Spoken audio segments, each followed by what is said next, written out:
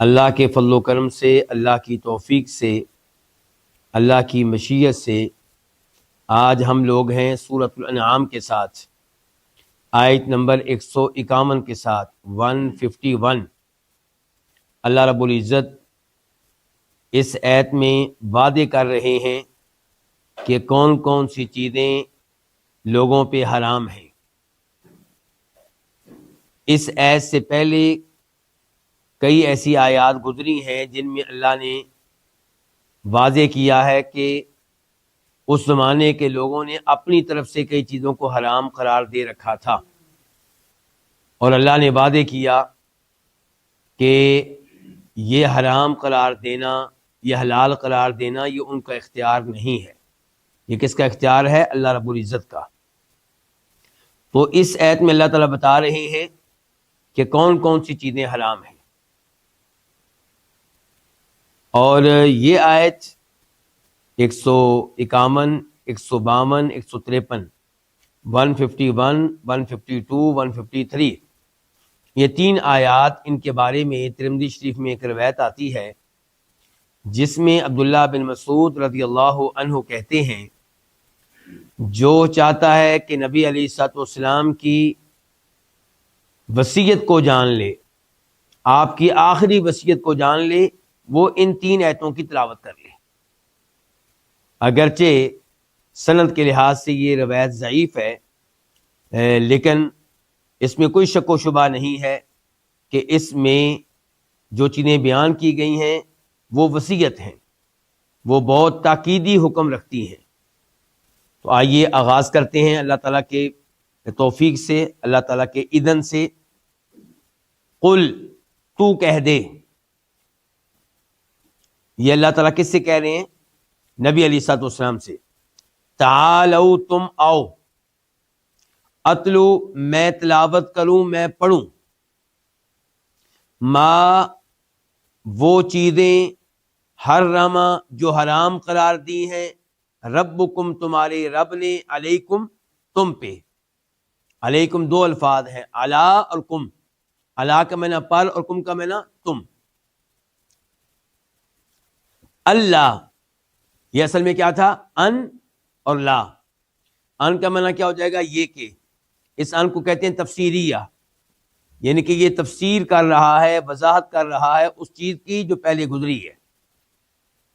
یعنی کہ پہلے کہا گیا کہ آؤ، میں تمہارے سامنے تلاوت کرتا ہوں، پڑھتا ہوں، ذکر کرتا ہوں وہ چیزیں جو تمہارے اوپر حرام ہیں، تو اب اس کی وضاحت شروع ہو گئی ہے۔ ان، یہ کہ، لا تشرکو بہ شیئا، تم شریک نہ کرو، بہ، اس کے ساتھ، کس کے ساتھ؟ اللہ تعالیٰ کے ساتھ، شیئن، کسی بھی چیز کو،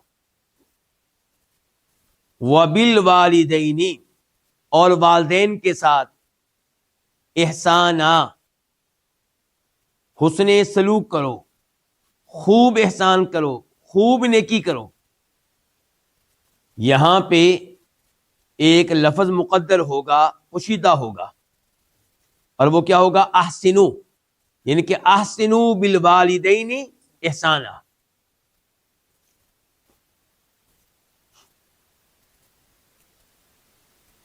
ولا تقتلوا، اور تم قتل نہ کرو، اولادکم، اپنی اولاد کو۔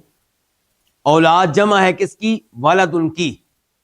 ولدن ایک بچے کو یا ایک بچی کو کہا جائے گا، اولاد زیادہ بچے، زیادہ بچیاں۔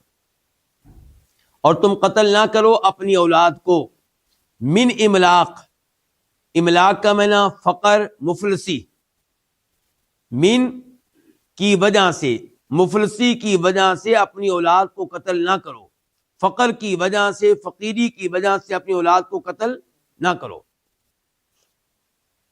نحنو، ہم، نرزقو، ہم رزق دیتے ہیں۔ تو ہم کتنی بار ہو گیا؟ دو بار۔ نحنو کا معنی ہم، اور نرزقو کا معنی ہم رزق دیتے ہیں۔ تو اب ترجمہ کیا ہو جائے گا؟ ہم ہی رزق دیتے ہیں، کم، تمہیں، وَإِيَّاهُمْ، اور انہیں یعنی کہ تمہارے بچوں کو۔ ولا، اور نہ، تقربو تم قریب جاؤ، الفواحش بے حیائی کے امور کے، بے حیائی والے امور کے قریب نہ جاؤ۔ الفواحش جمع ہے کس کی؟ فاحشتن کی۔ ما ظہر منہا وما بطن، یہ سارے الفاظ وضاحت ہیں کس کی؟ الفواحش کی۔ تو ہم عربی لغت کے لحاظ سے، گرامر کے لحاظ سے کیا کہیں گے؟ بدل استعمال۔ اور پبلک کی آسانی کے لیے میں کیا کہہ رہا ہوں کہ یہ الفاظ وضاحت ہیں کس کی؟ الفواحش کی۔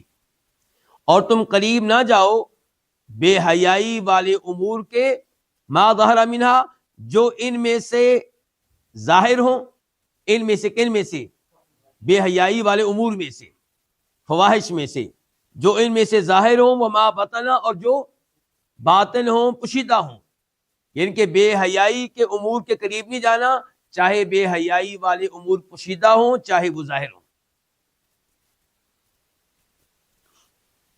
ولا تقتلوا، اور تم قتل نہ کرو، النفس، اس نفس کو، اس شخص کو، اس انسان کو، اس جان کو، التی حرم اللہ، یہ صفت ہے کس کی؟ نفس کی۔ اور تم قتل نہ کرو اس جان کو، اس نفس کو جسے اللہ نے حرام قرار دیا ہے، جسے اللہ نے محترم قرار دیا ہے، یعنی کہ جس کے قتل کو اللہ نے حرام قرار دیا ہے۔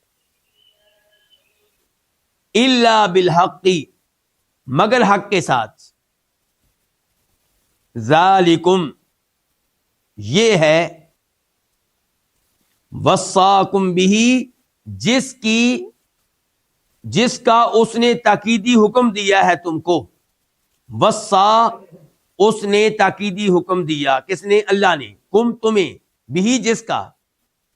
ذالکم اور بھی ملا کے معنی کیا ہوگا؟ یہ ہے وہ چیز جس کا اس نے تم کو تاکیدی حکم دیا ہے۔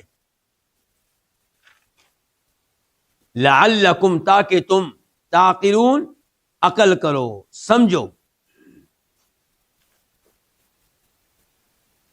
میں گزارش کر چکا ہوں اس آیت کے بارے میں اور آئندہ 2 آیات کے بارے میں کہ عبداللہ بن مسعود کہتے ہیں کہ جو چاہتا ہے کہ نبی علیہ الصلوۃ والسلام کی اس وصیت کو جانے جس کے اوپر آپ کی سٹیمپ لگی ہے، مہر لگی ہے، تو وہ ان 3 آیتوں کی تلاوت کر لے۔ ان 3 آیتوں میں اللہ تعالیٰ نے 10 چیزیں بیان کی ہیں، اور ان کو کہا جاتا ہے الوصایا العشر، 10 وصیتیں، اللہ کے 10 تاکیدی احکام، اللہ کے 10 پختہ اوامر، آرڈرز۔ تو وہ کیا کیا ہیں؟ نمبر 1 یہ کہ اللہ تعالیٰ کے ساتھ کسی بھی چیز کو شریک نہیں کرنا۔ اللہ نے کیا کہا؟ شیئن، کسی بھی چیز کو، کسی قبر کو اللہ کا شریک نہیں کیا جائے گا، کسی مردہ شخصیت کو اللہ کا شریک نہیں بنایا جائے گا، کسی فوت شدہ نبی کو اللہ کا شریک نہیں بنایا جائے گا، کسی فرشتے کو، کسی جن کو، کسی درخت کو، کسی کو بھی اللہ کا شریک بنانے کی اجازت نہیں ہے۔ اور جب کوئی اللہ کے علاوہ کسی اور کے نام پہ بکرا ذبح کرتا ہے تو اس کو اللہ کا شریک بنا رہا ہے، جس کے نام پہ بکرا ذبح کیا گیا ہے، کیونکہ ذبح کرنا عبادت ہے۔ فصلی لربک وانحر، اللہ نے کہا نماز بھی میرے لیے پڑھو اور جانور بھی میرے لیے ذبح کرو۔ ایسے ہی مشکل اوقات میں غیبی طاقتوں کا مالک سمجھ کر جب آپ کسی قبر والے کو پکارتے ہیں، کسی فوت شدہ نبی کو پکارتے ہیں، تو آپ نے اسے اللہ کا شریک کر دیا۔ کون سی عبادت میں؟ بولیے۔ ہاں جی، میں نے جواب آپ لوگوں سے لیا، دعا میں۔ دعا عبادت ہے، تو دعا والی عبادت میں آپ نے اسے اللہ کا کیا بنا دیا؟ شریک بنا دیا۔ اور یہ وہ شرک ہے جو کثرت سے کلمہ پڑھنے والے کر رہے ہیں اور پھر کہتے ہیں کہ ہم شرک نہیں کرتے، ہم تو توحید کے اوپر ہیں۔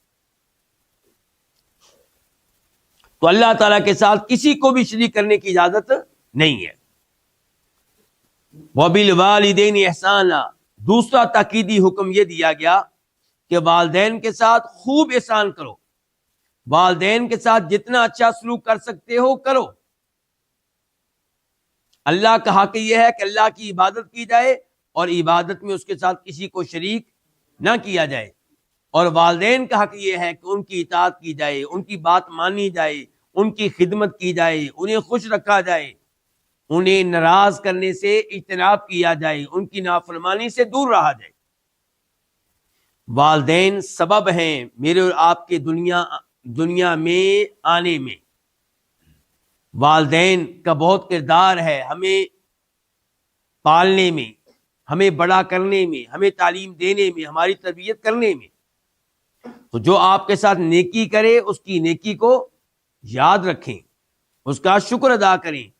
نبی علیہ السلام فرماتے ہیں جو لوگوں کا شکر گزار نہیں وہ اللہ کا بھی شکر گزار بندہ نہیں بن سکتا۔ تو جو بھی آپ کے ساتھ نیکی کرے اس کا شکریہ ادا کیا جائے اور اس کی نیکی کی قدر کی جائے۔ اللہ رب العزت نے قرآن کریم میں بہت سے مقامات پہ پہلے تذکرہ کیا اپنی عبادت کا، تذکرہ کیا اس بات کا کہ میرے ساتھ کسی اور کو شریک نہ کیا جائے، فوراً بعد تذکرہ کیا کس کا؟ والدین کا، کہ والدین کے ساتھ اچھا سلوک کرو۔ اس سے آپ اندازہ لگا سکتے ہیں کہ والدین کا مقام و مرتبہ کتنا بلند و بالا ہے اللہ کی نگاہوں میں اور ہماری شریعت میں۔ تیسرا تاکیدی حکم کہ وَلَا تَقْتُلُوا أَوْلَادَكُمْ مِنْ إِمْلَاقٍ، اپنی اولاد کو قتل نہ کرو۔ کس وجہ سے؟ مفلسی کی وجہ سے، فقر کی وجہ سے، فقیری کی وجہ سے، یعنی کہ اس وجہ سے قتل نہ کرو کہ اولاد رہے گی تو ہم غریب ہو جائیں گے، رزق کہاں سے آئے گا، کھانے کا بندوبست کیسے کریں گے، رہائش کا بندوبست کیسے ہوگا، لباس کہاں سے لے کر دوں گا۔ یہ کام کافر کرے تب بھی جرم، اور مسلمان کرے تو اس سے بھی بڑا جرم، کہ ایک طرف تو یہ کہتا ہے کہ میرا اللہ پہ ایمان ہے، تیرا یہ عقیدہ ہے کہ ان اللہ علی کل شیء قدیر، اللہ ہر چیز پہ قدرت رکھتا ہے، تیرا عقیدہ یہ کہ رزق دینے والا اللہ ہے، پھر تو یہ کہتا ہے کہ اولاد زیادہ لی تو رزق کہاں سے آئے گا۔ تو غریب ہونے کے خوف کی وجہ سے، مفلسی کی وجہ سے، رزق کی وجہ سے اولاد کو قتل کرنا، دنیا میں آ جانے کے بعد یہ بھی جرم، اور اولاد کو قتل کرنا جبکہ وہ حمل کی شکل اختیار کر چکی ہو، 4 مہینے کا بچہ ہے، روح ڈالی جا چکی ہے، 5 مہینے کا بچہ ہے، 6 مہینے کا بچہ ہے، اسے قتل کیا جا رہا ہے۔ کیوں؟ کہ بچے بہت زیادہ ہو چکے ہیں، مکان چھوٹا ہے، تنخواہ کم ہے، رزق کے اسباب و وسائل نہیں ہے۔ یہ بہت بڑا جرم ہے، بہت بڑا گناہ ہے۔ سادہ قتل کرنا بھی گناہ ہے، لیکن اس وجہ سے قتل کرنا کہ رزق نہیں ہے، یہ سنگین جرم ہے، ڈبل گناہ ہے۔ اس کا مطلب یہ ہے کہ آپ کا اللہ کے رازق ہونے پہ ایمان نہیں ہے۔ تو بچوں کو قتل کرنا جرم ہے جب وہ ماں کے پیٹ میں ہوں تب، اور تب بھی جرم ہے جبکہ وہ ماں کے پیٹ سے باہر دنیا میں آ چکے ہوں۔ بچوں کو قتل کرنے کی ایک بری شکل و صورت یہ تھی کہ انہیں زندہ درگور کر دیا جاتا تھا۔ وَإِذَا الْمَوْءُودَةُ سُئِلَتْ، وہ بھی شدید جرم ہے۔ اور آج جن جن طریقوں سے بچوں کو قتل کیا جاتا ہے یہ طریقے بھی جرم ہیں، غلط ہیں۔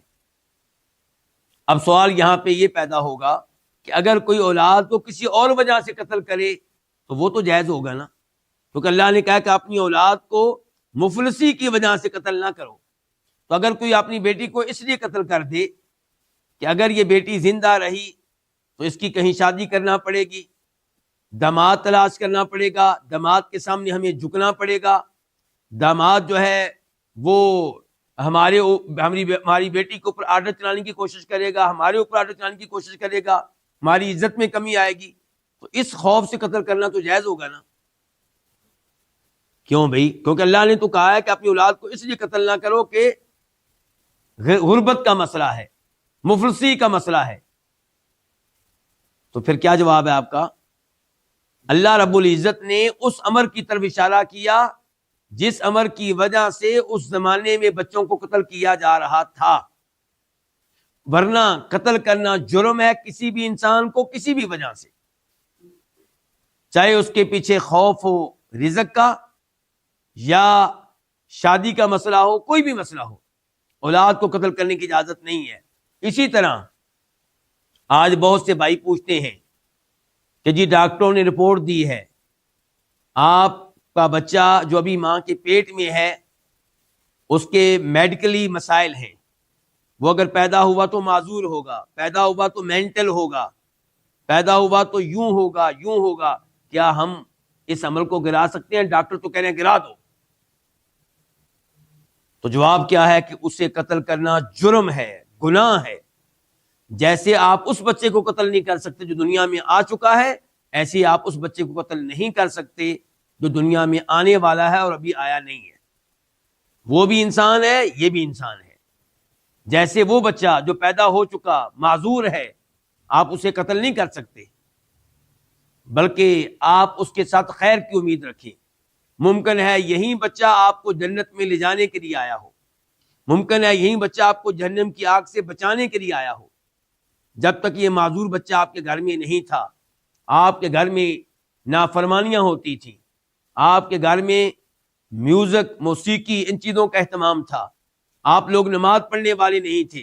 جب سے یہ بچہ آیا ہے آپ کا تکبر نکل چکا ہے، آپ کی اکڑ ختم ہو چکی ہے اور آپ پریشانیوں میں مبتلا ہو چکے ہیں۔ صبح و شام دعائیں کرتے ہیں، نمازیں پڑھتے ہیں، تلاوتیں کرتے ہیں، تو اس بچے نے آپ کے گھر میں خیر پیدا کر دی ہے۔ تو یہ بچہ آپ کے لیے خیر کا سبب بن رہا ہے۔ تو اس لیے معذور بچوں کو قتل کرنا جرم ہے، چاہے وہ دنیا میں آ چکے ہوں اور چاہے آنے والے ہوں۔ اور جہاں تک اس بچے کا تعلق ہے جو ماں کے پیٹ میں اور ڈاکٹر کہہ رہے ہیں یہ معذور ہے یا معذور ہوگا، تو پہلی بات تو یہ ہے کہ معذور ہوا تب بھی قتل کرنا جائز نہیں ہے۔ دوسرے نمبر پہ آپ اللہ سے دعائیں کریں، اللہ اس کو صحت دے، اللہ اس کو عافیت دے۔ ڈاکٹروں کا اندازہ ہے، وہ کوئی عالم الغیب نہیں ہے۔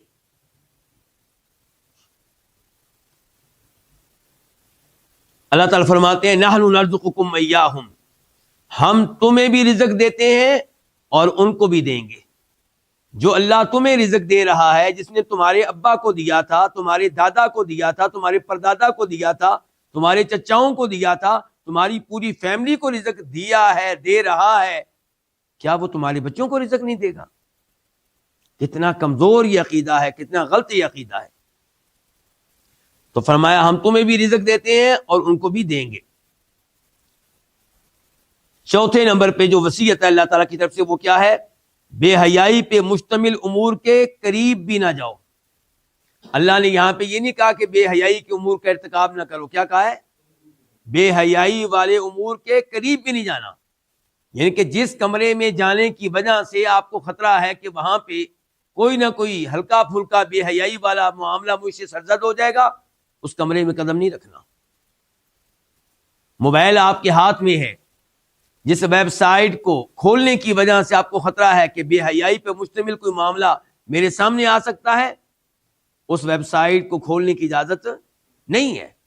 جس کالج میں پڑھتے ہوئے، جس ہاسٹل میں رہتے ہوئے، جس یونیورسٹی میں رہتے ہوئے آپ کو پتا ہے بے حیائی پہ مشتمل کئی معاملات میرے سامنے آئیں گے، مجھے ان کا ارتکاب کرنا پڑے گا، مجھ سے سرزد ہوں گے، اس ادارے میں، اس ہاسٹل میں، اس یونیورسٹی میں جانے کی قطعاً کوئی ضرورت نہیں ہے۔ اللہ نے ایک اور مقام پہ کیا کہا ہے؟ وَلَا تَقْرَبُوا الزِّنَا، زنا کے قریب نہ جاؤ۔ اللہ نے یہ نہیں کہا زنا نہ کرو، کیا کہا؟ زنا کے قریب بھی نہ جاؤ۔ کسی لڑکی سے دوستی لگانے کی اجازت نہیں ہے، کسی لڑکی سے آپ کو فون پہ بلا وجہ گفتگو کرنے کی ضرورت نہیں ہے۔ یہی وہ امور ہیں جو بدکاری کی طرف لے کر جاتے ہیں۔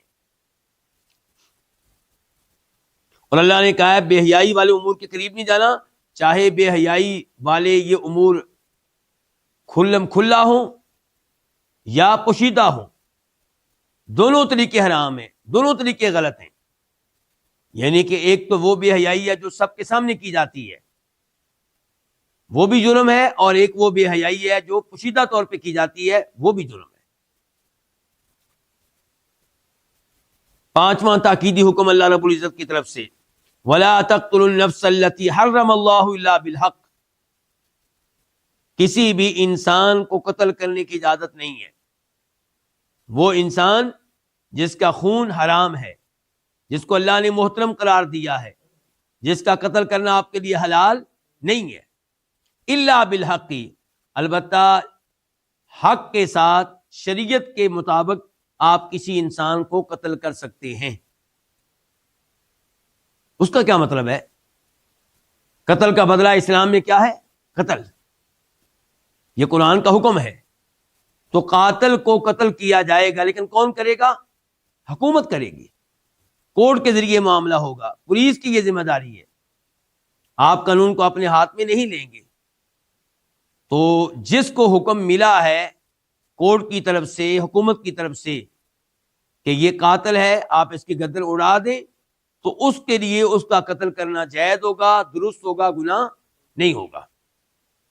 ایسے ہی کوئی شادی شدہ ہے، زندگی میں ایک بار اس کی شادی ہوئی تھی، مرد ہو یا عورت، بعد میں چاہے طلاق ہو جائے، اب اگر وہ بدکاری کرے گا تو اس کی سزا کیا ہے کہ پتھر مار مار کر اسے ختم کر دیا جائے، سنسار کر دیا جائے۔ تو سنسار کرنے کے عمل میں شریک ہونا، سنسار کرنے کے عمل میں شریک ہونا اور اسے پتھر مارنا، یہ بالکل جائز ہے، یہ درست ہے، یہ حق ہے، شریعت کے مطابق ہے۔ تیسرے نمبر پہ من بدل دینہ فاقتلوہ، جو دین اسلام قبول کرے، دین اسلام قبول کرنے کے معاملے میں ہم کسی پہ زبردستی نہیں کریں گے، لیکن قبول کرنے کے بعد دین اسلام کو چھوڑنے کی اجازت نہیں ہے۔ یہ اللہ کا دین ہے، سچا دین ہے، اس رب کا دین ہے جس کی زمین پہ آپ رہتے ہیں، اس رب کا دین ہے جس کا رزق آپ کھاتے ہیں۔ اس نے آپ کو اتنی آزادی نہیں دی کہ دین قبول کرنے کے بعد آپ اس کو چھوڑ دیں۔ اپنے گھر میں بھی ہمیں آزادی محدود ملتی ہے، والدین ہمیں ہر وہ کام نہیں کرنے دیتے جو ہم چاہیں۔ وہ کہتے ہیں اس گھر میں رہنا ہے تو یہ ہمارے چند اصول ہیں، ان کی پابندی کرنا ہوگی۔ تو اللہ رب العزت نے ہمارے لیے انبیاء کرام علیہ السلام بھیجے، آسمانی کتابیں نازل کی ہماری رہنمائی کے لیے، پھر بھی دین قبول کرنے کے معاملے میں زبردستی نہیں کی، لیکن دین قبول کرنے کے بعد اسے ترک کریں گے، اس کی اجازت نہیں ہے۔ شریعت نے یہ اصول دے کر شر کا ایک دروازہ بند کر دیا ہے، فتنہ کا دروازہ بند کر دیا ہے۔ یہودی لوگوں نے نبی علیہ السلام کے زمانے میں ہی ایک چال چلی تھی، اور قرآن نے اس کا تذکرہ کیا ہے۔ انہوں نے کچھ لوگ تیار کیے کہ تم لوگوں نے باری باری ایک دن دین قبول کرنا ہے، ایک دن یہ قبول کرے گا، دوسرے دن دوسرا آدمی، تیسرے دن تیسرا آدمی، صبح دین قبول کرنا ہے، مسلمانوں کے ساتھ رہنا ہے، جی ہم تمہارے ساتھی بن گئے، اور نبی علیہ السلام کے ہاتھوں پہ بیعت کر لیں گے، اور رات کو تم نے کہنا ہے نہیں جی ہم پورا دن آج مسلمانوں کے ساتھ رہے، ہمیں تو لگتا تھا بہت اچھا دین ہے، لیکن ہمارا پرانا دین ہی بہت اچھا ہے، ہم اس دین کو چھوڑ رہے ہیں۔ اس حرکت کا فائدہ کیا ہوگا کہ جو پرانے مسلمان ہیں لیکن اتنے پختہ نہیں ہیں ایمان میں، وہ بھی تمہیں دیکھ کے دین اسلام چھوڑ دیں گے اور واپس یہودیت میں چلے آئیں گے، واپس اہل مکہ کے ساتھ جا ملیں گے۔ تو یہ سازش تھی اسلام کے خلاف، اس کو ناکام کر دیا گیا یہ عظیم اصول دے کر کہ جو اپنا دین تبدیل کرے، دین اسلام کو چھوڑے، اس کو کیا کیا جائے گا؟ قتل کیا جائے گا۔ اور یہ اصول ظلم نہیں ہے، یہ اللہ کا ہمارے اوپر بہت بڑا احسان ہے، بہت بڑی اللہ کی ہمارے ساتھ نیکی ہے۔ یہ اصول دے کر اللہ نے کئی لوگوں کو جہنم کی آگ میں جانے سے بچا لیا ہے۔ جن کا ایمان کمزور ہوتا ہے وہ اس خوف سے دین اسلام ترک نہیں کریں گے کہ ہماری گردن اتار دی جائے گی، دین پہ رہیں گے، آہستہ آہستہ دین ان کے دلوں میں پختہ ہو جائے گا اور جنت میں جانے والے بن جائیں گے، جہنم کی آگ سے محفوظ رہنے والے ہو جائیں گے۔